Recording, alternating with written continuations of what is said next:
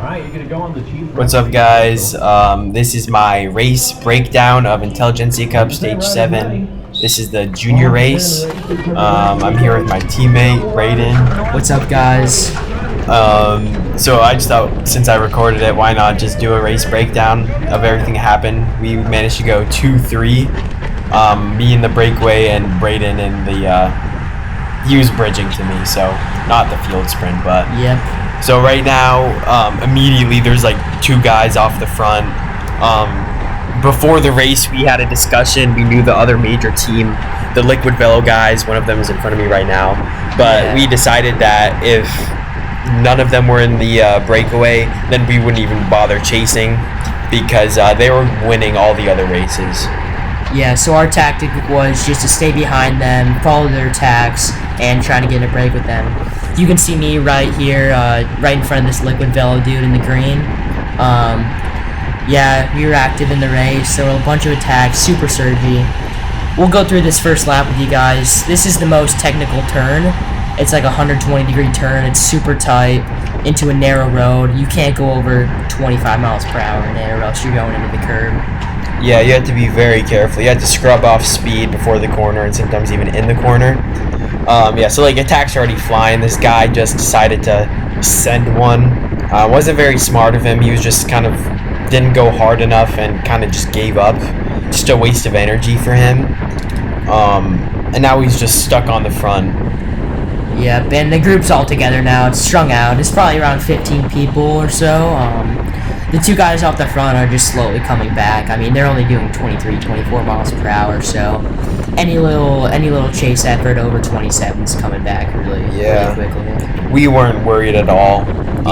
We were just trying to, like we said, marking those Liquid Velo guys.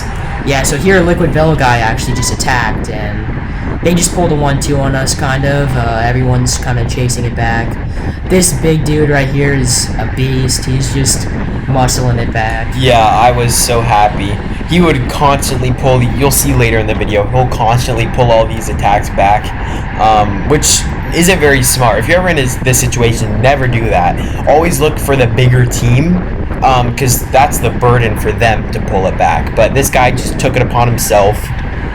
But yeah, the Liquid Velo guys are also trying to get in the break, it looks like. They're just 1-2ing us. But we're keeping it together. Yep. And you can see how tight this turn goes. So we're going 28 right now into it. You'll see our speed at the coming out of it drops down to 17, 18 miles per hour. Yeah. And then so we just a couple laps later. Yeah, a couple laps later we just cut another, this is a XXX rider. They brought like 3 or 4 guys. They didn't look too strong though, so we weren't worried. So he just sends off the front. His teammates here blocking it up, so his gap goes out to 30 seconds, but we're not worried because, I mean, the kid's doing literally 22 miles per hour. Yeah. And this is a Liquid Velo guy actually trying to bridge to that, and everyone just jumps on it. You can see me right in front of the big dude. Not a very good place to attack. I think the best place to attack would probably be into the technical corner, because if you can take that really well solo, you can just open it up and just continue your sprint after that and get a really nice gap.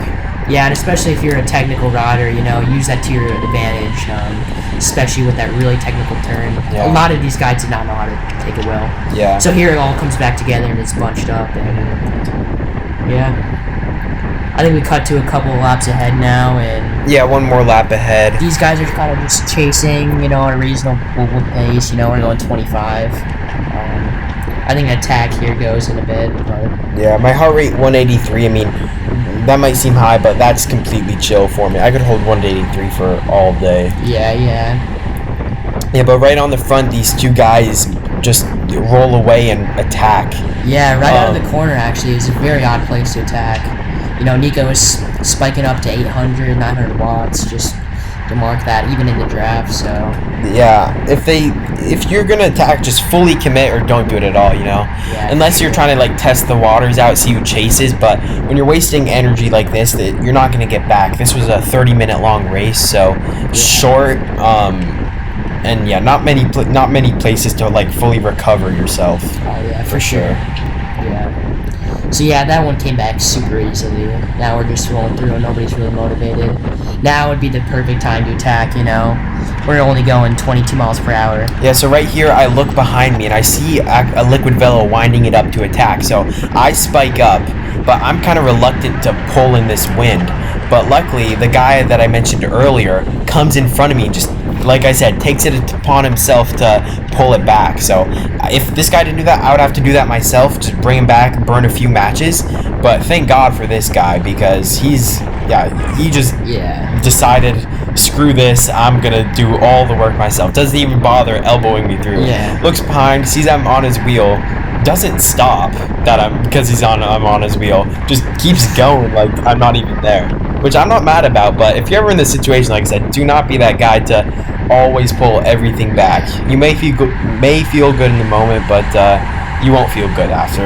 Yeah, and especially like in this situation, the best thing to do is either sit in or freaking snap across at full beans, leave no one behind, which is the totally opposite of what this guy did. This guy slowly brought it back for everyone. Yeah. Burned a huge match. Like NorCal would say, you know, you just gotta snap on that attack, bring nobody with you, and that's just best off for everyone. Yeah. But this guy, I think, burnt a huge match here, chasing this down. Yeah, so right here is, I think, right about where we managed to bring him back. The guy on the right is, I think he was, like, off the front or something. That guy was off the front for the last... That was when his teammate was blocking it up. Yeah. So this is just one lap later. This is actually when the split goes, so a Liquid Velo dude and an XXX guy. Yeah. Triple X. We're off the front. Nico sees that this is a dangerous move because those are the two biggest teams, and he sprints across 900 watts, 35 miles per hour, like it's nothing. Sprints across right away. Right now, I think he has like a 5-second gap to the field, which I'm in, and it's looking good for Nico right now. Yeah, so right here, I look behind me, see we have a gap, so I'm like, what the hell, I'll just commit to this. So we turn out and we rotate pretty nicely for a little bit, but not without a little shenanigans to ensue. Yeah, the Liquid Velo dudes were really not wanting to pull. It was a little odd, but... Yeah, this guy wouldn't pull super strong, and when he did pull, I mean, he wouldn't want to pull. He was waiting for his teammate to try to bridge up. But, so he would always do half pull. So it was on me and the other Triple X guy to make sure that his teammate doesn't come up. Because if his teammate came up, there were two of them, they could just 1-2 us and win the race. Yeah. And that's not what we want at all.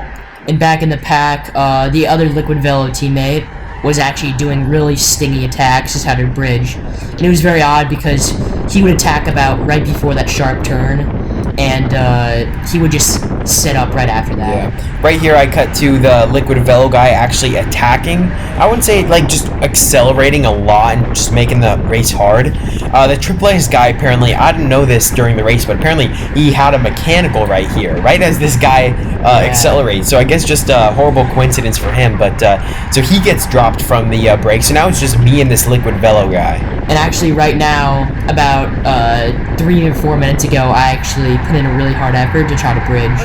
And right now the gap to Nico and the other lead dude was about like 9 seconds or something. So I was super close to bringing it back, but I kind of ran out of steam and there was only 2 laps to go. So I couldn't make it, but it would have been interesting to see what would have happened. But yeah, if Braden managed to bridge up, we could have won to the guy, like I said, and that would have been a lot of fun. But yeah, so now we just cut to the second to last lap.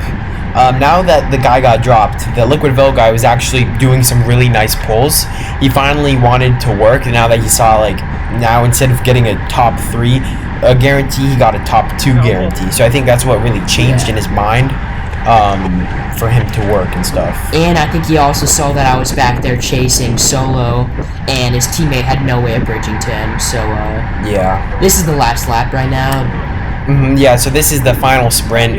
I messed up in this. I made sure not to lead it out for him, but I was still on the front, still providing a draft. So yeah, right now we're like pulling at like what, 23. We used to be pulling at like 26, 27 into here.